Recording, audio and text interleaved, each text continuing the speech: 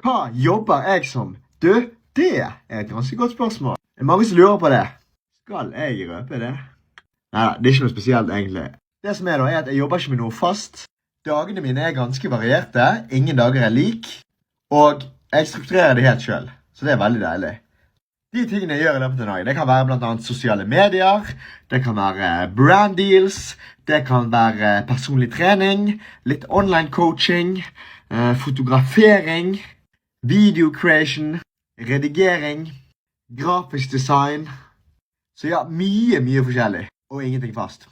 Noen foretrekker å ha noe fast, jeg foretrekker dette her. Ja, det er kanskje høy risiko, men jeg foretrekker dette her.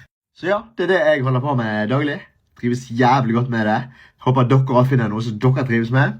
Så det er det jeg gjør i tillegg til å diete for konkurranse. Kom gjerne med flere spørsmål og hit pluss, så du ikke går glipp av flere videoer.